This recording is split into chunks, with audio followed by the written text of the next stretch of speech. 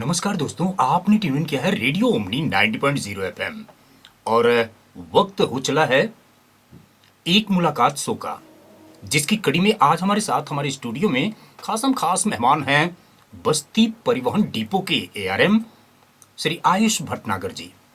और आज हम जानेंगे, बहुत सारी जानकारियों को भी इनसे हम साझा कराएंगे। आपके लिए बहुत सारी परेशानियां भी होती हैं और कुछ ऐसी बातें हैं जो अभी आपको पता भी नहीं होंगी कि हमें परिवहन विभाग से कौन कौन सी सुविधाएं मिलती हैं और कैसे इसको हासिल करना चाहिए। तो बिना देर किए हम आपको रूबरू कराते हैं। आज के हमारे ओमनी रेडियो बस्ती के स्टूडियो में खास मेहमान हैं बस्ती रोडवेज डिपो के एआरएम श्री आयुष भटनागर जी। सर, स्वागत है ओमनी रेडियो बस्ती के स्टूडियो में आपका। नमस्कार, आप सभी श्रोताओं को, आपके चैनल को मेरा नमस्कार। आयुष भटनागर, मैं एआरएम रोडवेज बस्ती डिपो, जो आपके इस चैनल पर मुझे आमंत्रित किया गया और मैं यहाँ आपकी सेवाओं को देने के लिए, यात्रियों को सुविधाओं देने के लिए यहाँ रूबरू होना चाहता हूँ। धन्यवाद। आज मुझे यहाँ आपके चैनल के माध्यम से यात्रियों की सुविधाओं के बारे में जानकारी देना, यदि कोई मतलब आपके माध्यम से हमें ये भी पता चलेगा यात्रियों को क्या दिक्कतें हैं और उसको हम ज़रूर सॉल्व करना चाहेंगे। तो प्लीज़ बताइए। सर, सबसे पहले तो जानकारी आपसे हम ये लेना चाहेंगे, अपने सारे सुनने वाले श्रोताओं को बताना भी चाहेंगे, कुंभ का सफ़र आपका कैसा रहा और बस्ती से बस्ती जिले के अंदर कहां से आपने पिक पॉइंट बनाया, उन श्रद्धालुओं को प्रयागराज पहुंचाने के लिए कैसी आपकी सुविधाएं थी और कितनी महत्वपूर्ण सेवाएं आपने देने की कोशिश की। देखिए, महाकुंभ 2025 का आयोजन बहुत सर्वश्रेष्ठ रहा। हमारे डिपो की गाड़ियां लगभग सभी समय उपलब्ध रहीं, 24 आवर्स जी। और हमारा जो है फुटैया अस्थायी बस अड्डा जी, वो निर्मित किया गया था। वहाँ से हमारे द्वारा यात्रियों को सुविधाएं दी गई जी। उसके बाद एक कलवारी है, कलवारी से भी हमने एक नया बस स्टेशन बनाया था जी। और महत्वपूर्ण बात यह है कि हमारे यहाँ जो हमारी गाड़ियों का बस बेड़ा है जी, वो नाकाफ़ी था, इसलिए हमने बाहरी क्षेत्रों से गाड़ियों को बुलाकर और यात्रियों को हमने सुविधाएं दी। कहीं भी कोई ऐसी शिकायत नहीं आई कि गाड़ियाँ हमारे पास अवेलेबल नहीं है। सर, थोड़ा सा और जानेंगे, बहुत सारे श्रद्धालुओं को इतनी ज़्यादा भीड़ हो गई थी जिसकी लोग कल्पना भी नहीं कर पा रहे थे कि इस महाकुंभ में हद से ज़्यादा श्रद्धालुओं का जमावड़ा हो जाएगा। जिले में तमाम ऐसे जनप्रतिनिधि भी हैं, इनके आह्वान पर क्या कैसे आपने बसें मुहैया कराई उन श्रद्धालुओं को जो दूर दराज सुदूर ग्रामीण अंचल में प्रयागराज जाने के लिए उत्सुक थे? जी, हमारे यहाँ विभिन्न क्षेत्रों से तो गाड़ियाँ हमारी डिपार्चर हुई हैं जी। और माननीय विधायक जी के आह्वान पर हमने जो है, जब गाड़ियाँ हमारे पास भी नहीं थी जी, उस समय हमने 15-20 गाड़ियाँ एट दिस टाइम, मतलब जैसे 15 मिनट के अंदर 15 गाड़ियों का इंतजाम करना है जी, तो हमने हरैया को दी। और इसी तरह से जहाँ से भी जो सुविधा हमें देनी थी हमने दी। एक दिन का मैं आपको वाकया सुनाता हूँ जी, कि मौनी अमावस्या से एक दिन पहले हमारे स्टेशन पर लगभग 3000 यात्रियाँ एकदम आने लगे और हम लोग सोचने लगे किस तरह से व्यवस्था की जाए जी। तो हमने तभी अटेंडम प्लानिंग की। जो हमारी दूरस्थ गाड़ियां थी अन्य क्षेत्रों की आई हुई जी, कम से कम हमने जो है 200 गाड़ियां मंगवाई और सभी लोगों को भिजवाया। और बहुत ही हमारे यात्रियों ने भी संयम का मतलब प्रयोग किया और वो संयम से बैठे रहे। बार बार ये अनाउंस होता रहा कि आप लोग अभी संयम रखिए, यात्रियों को जरूर गंतव्य तक पहुंचाया जाएगा। श्रद्धालुओं ने भी बहुत हमारा सहयोग किया, हम उनके भी आभार व्यक्त करते हैं। बिल्कुल सच कह रहे हैं सर, यहाँ कहना गलत नहीं होगा कि जितना जाम की स्थिति इन श्रद्धालुओं ने झेला और पहुंचने में जहां 4 घंटे 8 घंटे लगते थे, वहां 4-4 दिन का समय लगा संगम तट तक पहुंचने के लिए, तो संयम तो बहुत ही रहा। सर, थोड़ा सा जानेंगे, क्या अपनी बस डिपो की, मुझे जहां तक संज्ञान में है, कहीं भी क्षतिग्रस्त नहीं हुई इस पूरे महाकुंभ के दौरान? देखिए, ये मतलब एक दैवीय शक्ति समझिए, महाकुंभ का एक प्रताप है जी। और माननीय योगी जी का और मतलब मैं धन्यवाद देना चाहूँगा जी। हमारे सीएम साहब ने हमें नई गाड़ियाँ प्रोवाइड कराई जी, जिसके वजह से हमने मतलब 100% अपना संचालन बिना किसी दुर्घटना, बिना किसी ब्रेकडाउन जी, और बिना किसी असुविधा से हमने जो है पूर्ण किया है जी। और सभी हमारे चालक परिचालक इसके लिए बधाई के पात्र हैं। बिल्कुल और साथ में हमारे जो आगंतुक हमारे श्रद्धालु हैं जी। उन्होंने बहुत ही सहयोग किया। रात के 12-1 बजे भी मेरे पास कभी कोई दिक्कत होती थी, फोन आता था जी। तो वो बड़े संयम से हमारा सहयोग करते थे। बिल्कुल, बहुत ही अच्छी बात है कि चूंकि इतने बड़े महासंगम में श्रद्धालुओं को पहुंचाना, सकुशल वापसी कराना एक चुनौती का काम था ये, जिसको आपने सकुशल पूरा भी किया। सर, अगला सवाल होगा, इतनी कड़ी मेहनत चालक परिचालक किए और सब कुछ सफलता कहीं ना कहीं उनके किए हुए कार्यों पर ही निर्भर था कि सकुशल ले भी गए, वापसी भी किए। इनको पारितोषिक रूप में भी सरकार की तरफ से ऐलान किया गया है। क्या कैसी स्थिति है कि इनके खाते में अभी पहुंचा कि नहीं पहुंचा, क्या इसका है, थोड़ा सा आप हमारे श्रोताओं को बताएं। जी, हमारे यहाँ जो बस्ती डिपो के लगभग 105 चालक और 95 परिचालक जी इसमें चिन्हित किए गए, उनकी सूचनाएं जी हमने जो है प्रोवाइड कराई हैं और बहुत अति शीघ्र मांगा गया है। जी और इनका आरटीजीएस पैसा आज कल में हो जाएगा, क्योंकि ये बीच में छुट्टियां वगैरह रही हैं जी। तो उनको ये लाभ निश्चित ही मिलेगा जी। और ये बहुत मतलब अच्छा हमारे लिए जो है होगा कि हमारे चालक परिचालक जी इसको प्राप्त करेंगे। और इसके अतिरिक्त माननीय हमारे जो मुख्यमंत्री जी हैं उन्होंने स्वयं पहुंचकर उनको इनाम दिया है। बस्ती डिपो के 2 चालक 2 परिचालक जी इसमें एक्स्ट्रा इनाम पाए हैं जी, जो माननीय योगी जी द्वारा दिया गया है। किसी खास उपलब्धि की वजह रही होगी? उन्होंने लगातार अधिकतम किलोमीटर किया है जी, जिस कारण से उनका नाम जो है सेलेक्ट किया गया पूरे यूपी में। बहुत ही बधाई के पात्र हैं वो चालक परिचालक, और निश्चित ही कहीं ना कहीं कहना गलत नहीं होगा, जो परिश्रम करेगा और तनमन, जैसा आपने दैवी आप कृपा की भी बात किया, ये सच है कि ऐसे आयोजन में कहीं ना कहीं वो कृपा रहती भी है और इस शिखर तक पहुंचे ये, और निश्चित ही तारीफ के काबिल भी हैं। और थोड़ा सा जानने की इच्छा और भी प्रबल हमारी हो रही है कि अगर हमारे प्रदेश के मुखिया से पारितोषिक तो मिला ही, अपने बस्ती जनपद आप चूंकि सर्वे सर्वा हैं, क्या आपके सीनियरों के द्वारा भी यहाँ के ड्राइवर चालक परिचालकों को, डिपो के जो हैं, उनको कुछ और भी प्रोत्साहन राशि पुरस्कार दिया गया? जी, डिपो के जो हमारे चालक परिचालक हैं जी, उनको प्रति दिवस, जैसे गाड़ियां हमारी चल नहीं पाती थी, जाम में फंस जाती थी, तो एटेंडम हमारे प्रबंध निदेशक महोदय श्री मासूम अली सरवर द्वारा जी, और हमारे क्षेत्र प्रबंधक श्री लव कुमार जी द्वारा जी, उनको मतलब सुझाव दिया गया कि यदि हम जाम में फंसे रहेंगे जी, तो हम लोगों को कुछ नहीं मिल पाएगा। 2-2 दिन लग भी जाते थे, जैसा कि आपको विदित है जी। तो इस कारण से उनको 200 रुपये पर डे जी, उनको एक सुविधा दी गई और उनका मतलब प्रोत्साहन बढ़ाया गया, जी। जिस आधार पर चालक परिचालक ने पूर्ण सहयोग दिया।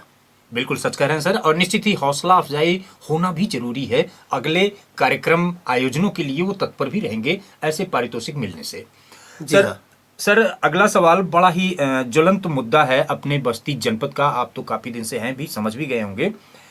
बस अड्डा हटेगा या नहीं, बात हम इसी पर कर रहे हैं। और कब मिलेगी जो शहर की वो जाम की स्थिति बनती है, खासकर रोडवेज डिपो के 100 मीटर के दायरे के अंदर भयंकर जाम होता है, इस पे क्या पहल आपकी हो रही है, कैसे इससे मुक्ति निजात मिले? जी बिल्कुल, आपने बहुत ही अच्छा क्वेश्चन किया है जी। इसके लिए हमारा जो है बिल्कुल प्रयास जारी है।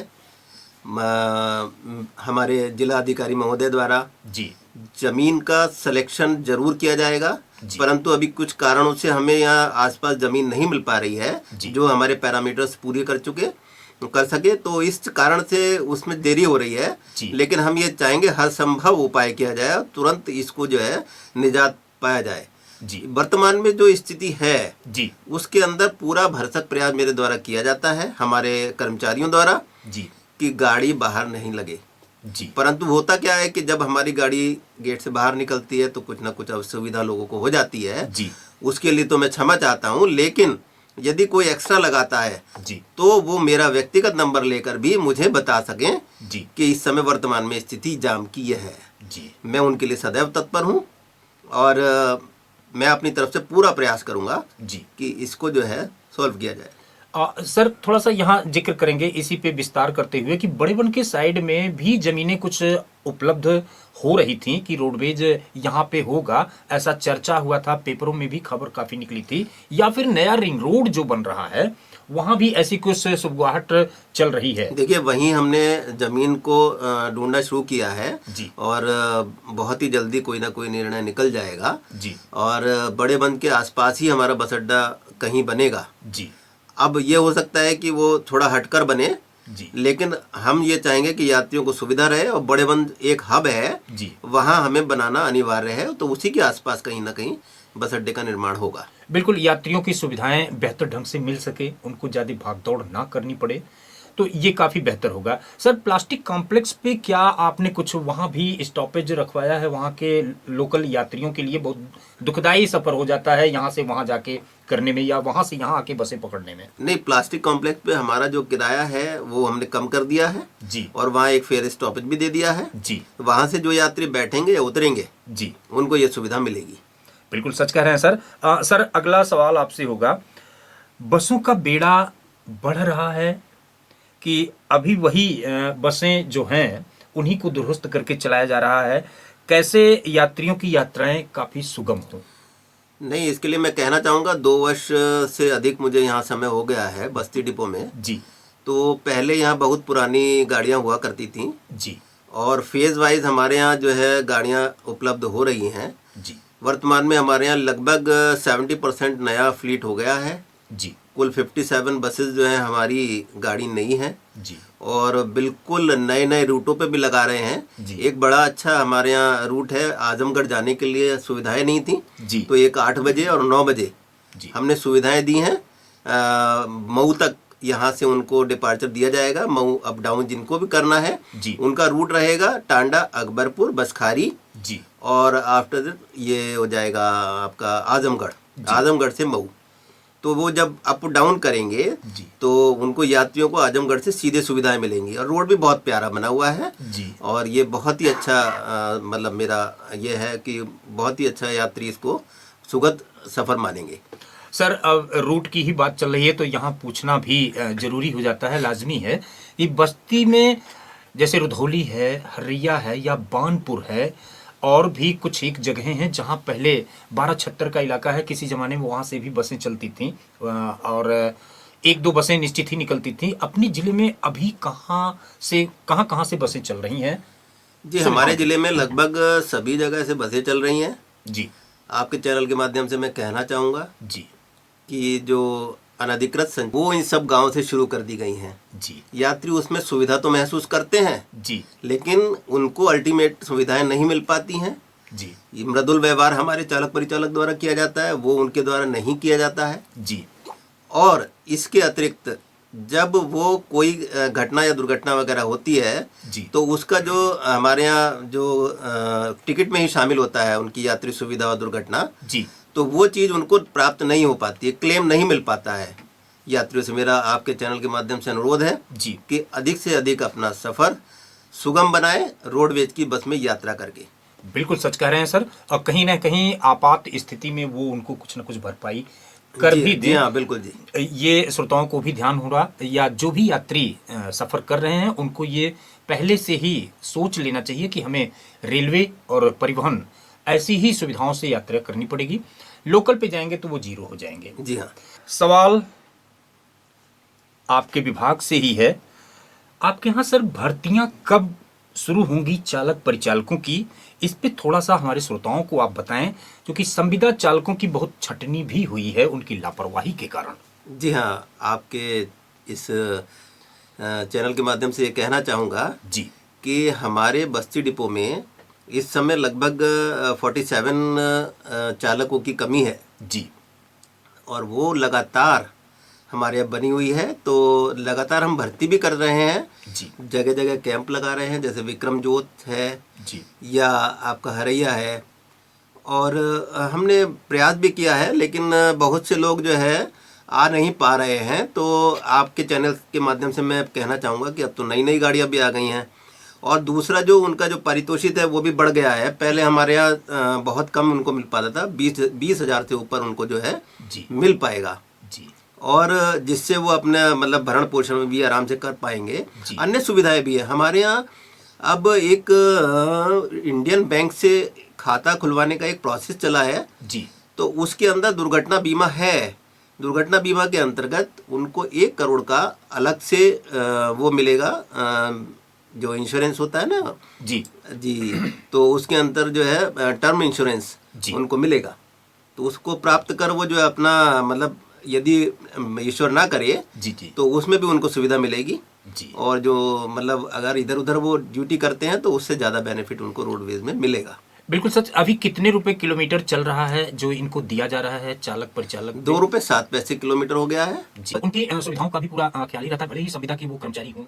हाँ, वो सारी सुविधाएं होती हैं। और ईपीएफ का भी जो उनकी कटौती उनके वेतन से होती है, नॉमिनल होती है, लेकिन उसका बेनिफिट लास्ट में बहुत ज़्यादा हो जाता है जी। क्योंकि ईपीएफ में डबल ट्रिपल पैसा उनको मिलता है। जी। तो निश्चित रूप से ये कहीं ना कहीं उनके फायदे का ही खेल है एक तरह से। जी हाँ। जो चीजें उनको पता ही नहीं होती हैं, जो दूर दराज से भर्ती आते हैं भर्ती होने के जी, जी, लिए, जी। सारी जानकारियां का अभाव भी होता है, उनको पता नहीं होता है कि ये भी चीजें मिलती हैं जी। परिवहन विभाग से। सर थोड़ा सा और हम जानेंगे आपके यहाँ से, जैसे रेलवे के सफर करने से जो दैनिक कार्यकर्ता हैं अपनी ड्यूटी करते हैं, एमएसटी और स्मार्ट कार्ड की सुविधा आपके यहाँ से कब से उपलब्ध होगी इनको जी। जो यात्रा करते हैं? जी हाँ, आपने बहुत अच्छा बताया कि बहुत अच्छा क्वेश्चन है आपका कि जो है हमारे यहाँ एमएसटी पहले तो मतलब बाय हैंड बनवानी पड़ती थी। अब स्मार्ट कार्ड की तरह उसकी सुविधा मिल गई है जी। जिसमें बार कोड के माध्यम से उसमें से टिकट निकल आया करेगा जी।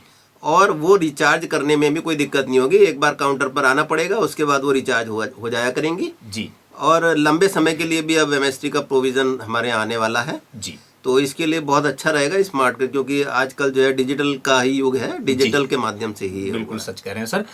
बच्चों के लिए क्या सुविधाएं हैं जो यूनिवर्सिटी गोरखपुर या संत कबीर नगर, गोरखपुर या फैजाबाद अपने जिले से, उनके लिए कैसी सुविधाएं परिवहन विभाग दे रहा है या देने वाला है? स्टूडेंट के लिए थोड़ी और छूट है उसमें। जी। और जो एमएसटी हमारे यहाँ बनाते हैं तो उनको 20 किराए देने पड़ते हैं जी। जो कि अप डाउन के हैं। बाकी वो अपना पूरे महीने यात्रा कर सकते हैं। जी। ये उनकी सुविधा है। बिल्कुल बिल्कुल सर, बहुत अच्छी जानकारी ये है कि जो रोडवेज के अलावा अभी तक उनको ये पता नहीं था, क्योंकि वो जानते थे कि कर्मचारी ही जा सकता है ऐसे एमएसटी या जो लिखा रहता है पत्रकारों के लिए, महिलाओं के लिए। ऐसी सुविधाएं आपकी अभी भी चल रही हैं परिवहन विभाग में? हाँ बिल्कुल जो चल रही रोडवेज में हैं। है? बिल्कुल चल रही हैं। पत्रकार भी हमारे यहाँ जो मान्यता प्राप्त पत्रकार हैं, जी। स्वतंत्रता संग्राम सेनानी हैं, जी। और उसके अलावा दिव्यांगजन हैं, जी। सभी हमारे यहाँ से सुविधा प्राप्त कर रहे हैं। उनकी आरक्षित सीटें रहती हैं? जी हाँ। बिल्कुल। ये जानकारी तो बेहद महत्वपूर्ण है, और क्योंकि ढूंढते हैं जैसे ही बस में लोग पहुंचते हैं इस तरह के, वो अपनी सीट पहचानने की जी, कोशिश बिल्कुल, करते हैं। बिल्कुल। निश्चित ही सर, ये खासकर हमारे जितने भी श्रोता इस वक्त सुन रहे हैं, परिवहन विभाग में जितनी सुविधाएं हैं, अगर आपको नहीं पता है तो फिर से ही जान लें। और इस वक्त हमारे साथ हमारे स्टूडियो में खासम खास मेहमान हैं बस्ती डिपो के एआरएम श्री आयुष भटनागर जी। सर, अपने यहाँ अब परिवहन की समस्या तो लगभग बस अड्डे की खत्म ही हो जाएगी जी। आने वाले समय में, जहाँ तक मैं देख रहा जी हूँ। बिल्कुल बिल्कुल। इस पे काफ़ी जद्दोजहद भी हो रहा है, तलाशी जी। अभियान भी चल रहा है। जो आपकी पुरानी बेड़े की बसें हैं वो कब तक हटेंगी और इसमें नई बसें कब जुड़ेंगी? जी, हमारी पुरानी बेड़े की जो बस हैं, जी। 27 का प्रपोजल जा चुका है। जी। और वो कब हो जाएंगी वहाँ मुख्यालय स्तर से उसको डिसाइड किया जाएगा। जी। हो सकता है अप्रैल में ही हो जाए। जी। तो जो पुरानी हमारी इस तरह की बसें थी जिसमें जो है बहुत ज़्यादा असुविधा लोगों को होती थी, कभी शीशे नहीं होते थे, जी। कभी कोई प्रॉब्लम हो जाती थी, कहीं ब्रेकडाउन हो जाती थी, वो सब से निजात हम अप्रैल के एंड तक कर देंगे। ये हम अपने आपके चैनल के माध्यम से विश्वास दिलाना चाहते हैं। जी जी जी जी, बिल्कुल सच कह रहे हैं सर। और निश्चित ही हम इंतजार भी करेंगे, सभी श्रोता भी इंतजार करेंगे कि ऐसी सुविधाएं जल्द से जल्द मुहैया हों। बस्ती में मखौड़ा धाम है, जी हाँ। भगवान राम के प्राकट्य की स्थली। जी जी जी। यहाँ से कैसी सुविधाएं हो रही हैं? और सुनने में तो अभी भी आया है, खबरों में भी बना था कि अयोध्या बस डिपो की कुछ बसें अपने जनपद से भी चल रही हैं। ऐसा कैसे है, हमारी बसें क्यों नहीं जा रही हैं? अभी लास्ट मंथ हमारी बात हुई थी जो अयोध्या डिपो के आरएम साहब हैं, जी। आदित्य प्रकाश जी से। जी। तो उन्होंने कहा कि मखौड़ा धाम से हमारे अयोध्या आने के लिए जी सुविधाओं की आवश्यकता है। तो हमने कहा कि आप अयोध्या से चला सकते हैं उसको।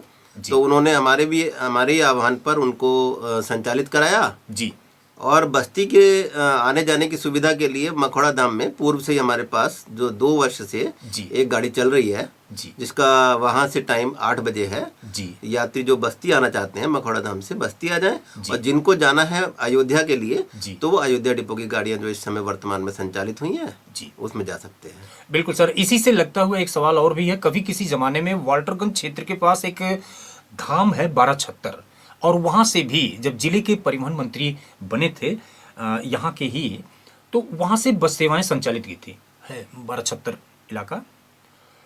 अब क्या वहां से बसें संचालित नहीं हैं?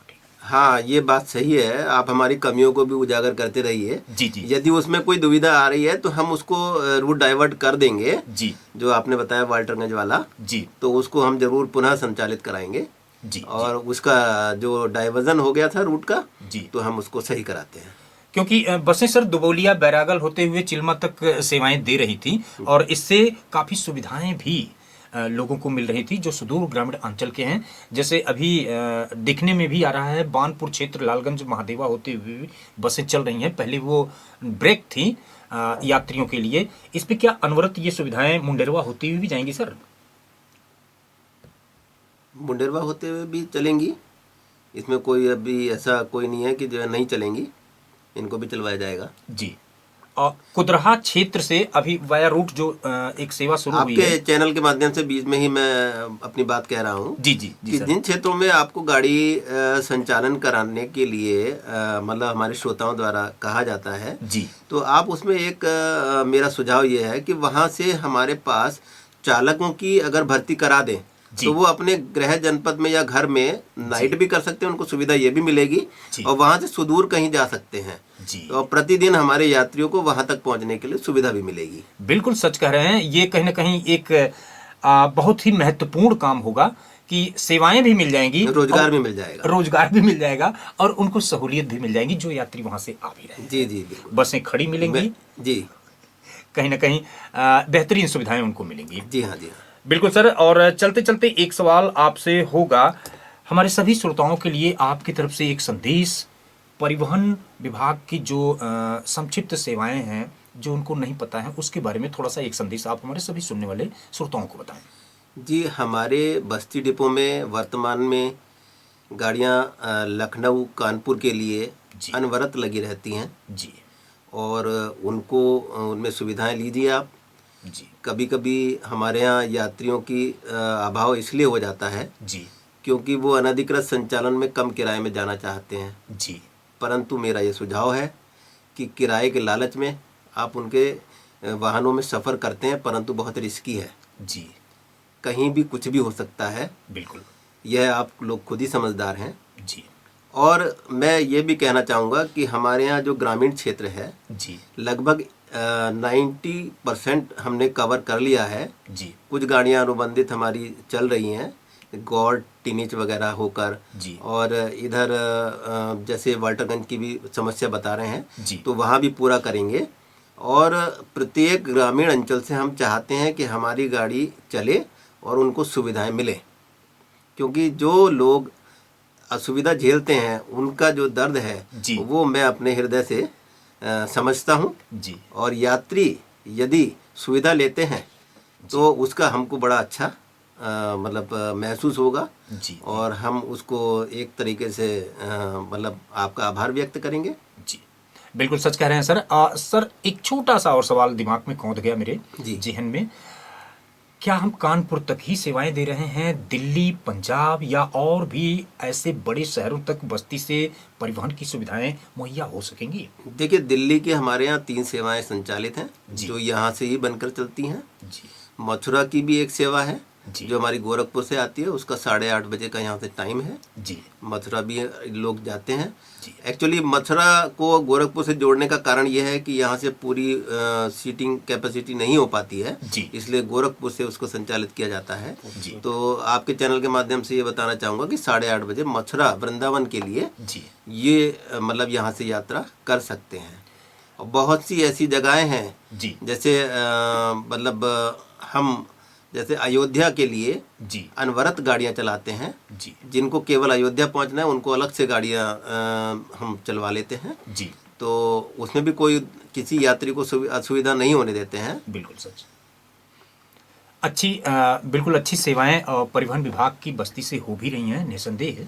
और प्रयास आपका लगातार है कि जो भी रूट छूटे हैं उस पे भी बसों का संचालन हो। जी सर, बिल्कुल। क्या अदर स्टेट में भी बस्ती से सेवाएं जाती हैं? जैसे बिहार की बसें यूपी में आ जाती हैं। नहीं, बिहार की हमारे यहाँ पूर्व में गाड़ियाँ गोरखपुर क्षेत्र की चलती थी, गोरखपुर से। जी लेकिन वर्तमान में वो बंद हैं जी किन्हीं कारणों से। जी तो ये कोविड से पहले चल रही थी, जी, 2018 में चली थी, लेकिन अब वर्तमान में बंद है। बिल्कुल सच कह रहे हैं सर। आने वाले समय में चालू हो सकती हैं। जी हाँ।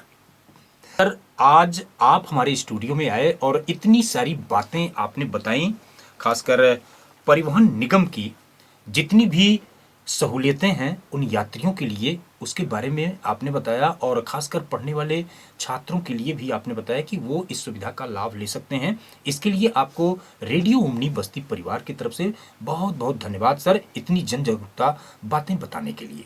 धन्यवाद।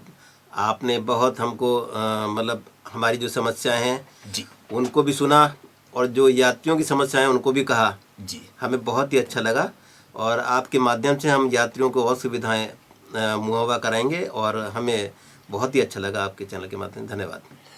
बहुत बहुत धन्यवाद सर। निश्चित ही आप ऐसे हमारे स्टूडियो में आते भी रहेंगे और जन जागरूकता की बातें हम अपने सुदूर ग्रामीण अंचल के जो भी श्रोता हैं उन तक पहुंचाने का पूरा पूरा प्रयास करेंगे। और दोस्तों, दीजिए इसी के साथ रेडियो दोस्त धर्मेंद्र पांडे को इजाजत। नमस्कार।